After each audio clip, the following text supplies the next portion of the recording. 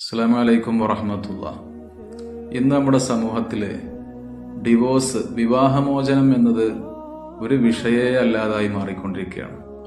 ചെറിയ പിണക്കങ്ങൾ, വാക്കുതർക്കങ്ങൾ, ഇതൊക്കെ ചെന്ന് കലാശിക്കുന്നത് വലിയ പ്രശ്നങ്ങളിലും ഈ രൂപത്തിലുള്ള ഡിവോഴ്സിലൊക്കെയാണ്. ഇപ്പം ഈ അടുത്തായിട്ട് ഒരുപാട് കേസുകൾ ഇങ്ങനെ നമ്മൾ കണ്ടുകൊണ്ടിരിക്കുകയാണ്. എന്നെ ഈ അടുത്ത് എറണാകുളത്തുനിന്ന് ഞാൻ അറിയുന്ന ഒരു വ്യക്തി എന്നെ വിളിച്ചു. അപ്പോൾ അദ്ദേഹത്തിൻ്റെ മകൻ്റെ വിവാഹം 1 വർഷമായിട്ടില്ല ആ വിവാഹം കഴിഞ്ഞിട്ട്. പക്ഷെ അപ്പോഴേക്ക് ഈ പെൺകുട്ടി ഡിവോഴ്സ് ചോദിക്കുകയാണ് എന്നാണ് അദ്ദേഹം പറയുന്നത്. അപ്പോൾ എന്താണ് കാരണം എന്ന് ചോദിച്ചപ്പോൾ പ്രത്യേകിച്ച് കാരണമൊന്നുമില്ല. ഈ പെൺകുട്ടിക്ക് ഭർത്താവിൻ്റെ ഉമ്മയെ അനാവശ്യമായൊരു പേടി. എന്തിനാണ് പേടിയെന്ന് ചോദിച്ചാൽ പ്രത്യേകിച്ച് കാരണമൊന്നുമില്ല. ആ ഉമ്മയെ ഫേസ് ചെയ്യാൻ കഴിയുന്നില്ല. ഉമ്മയുമായി വീട്ടിൽ ഒരുമിച്ച് കൂടി സംസാരിക്കാനോ ഒന്നിനും തോന്നുന്നില്ല എന്ന പരാതിയാണ്.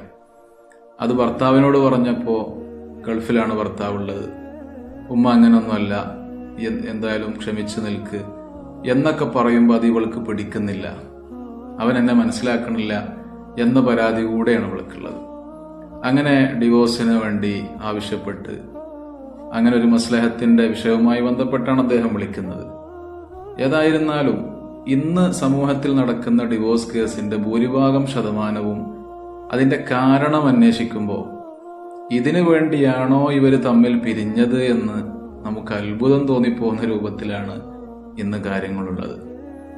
എന്തുകൊണ്ടാണ് ഈ അടിക്കടിയുള്ള പെട്ടെന്നുള്ള വിവാഹം കഴിഞ്ഞ് മാസങ്ങൾ മാത്രം നിലനിൽക്കുന്ന ദാമ്പത്യം, അത് കഴിയുമ്പോഴേക്ക് അവര് വിവാഹമോചനം ആവശ്യപ്പെടുന്നു, ഡിവോഴ്സിലാകുന്നു?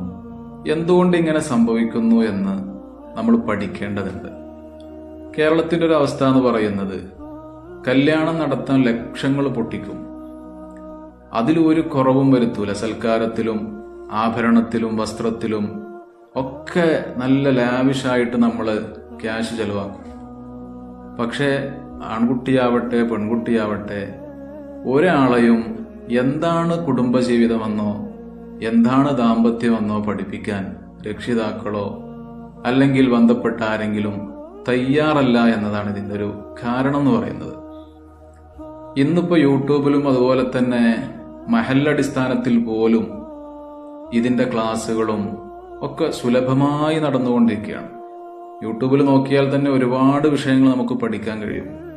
പക്ഷേ പ്രീമാരിറ്റൽ കൗൺസിലോ അതല്ലെങ്കിൽ ഇതുപോലെയുള്ള ക്ലാസ്സുകളോ, ഇപ്പം മദ്രസയാണെങ്കിൽ തന്നെ നിങ്ങൾ നോക്കൂ, ഒരു +2 വരെ മദ്രസയിൽ വന്ന കുട്ടിക്ക് ഏകദേശമൊക്കെ കുടുംബജീവിതവും ഭാര്യ ഭർത്തൃ ബന്ധവും അതുപോലെ തന്നെ എങ്ങനെയാണ് സമൂഹത്തിൽ ഇടപെടേണ്ടത് മര്യാദകളെന്നൊക്കെ നോർമലി ഒരു കുട്ടിക്ക് ലഭിക്കും.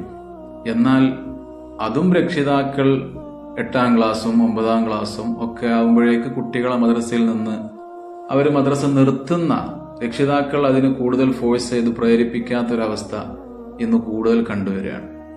നമ്മുടെ നാട്ടിൽ നടക്കുന്ന 70% ഡിവോഴ്സ് കേസുകളും പരിഹരിക്കാൻ ഈ ഒരു പ്രീമാരിറ്റൽ കൗൺസിലോ അതല്ലെങ്കിൽ അനുഭവസ്ഥരായിട്ടുള്ള ആരുടെയെങ്കിലും ഒരു ക്ലാസ് ഈ വിവാഹത്തിന് മുമ്പ് ഈ കുട്ടികൾക്ക് കിട്ടിയാൽ, എന്താണ് കുടുംബജീവിതം എന്നറിഞ്ഞാൽ, എന്താണ് ദാമ്പത്യം എന്നറിഞ്ഞാൽ, ഞാനൊരു ഭർത്താവിനോട് ഭാര്യയോട് എങ്ങനെ പെരുമാറണം എന്നറിഞ്ഞാൽ ഈ ഡിവോഴ്സ് കേസുകളൊക്കെ ഒരു പരിധിവരെ അതിന്റെ എണ്ണം നമുക്ക് കുറക്കാൻ കഴിയും.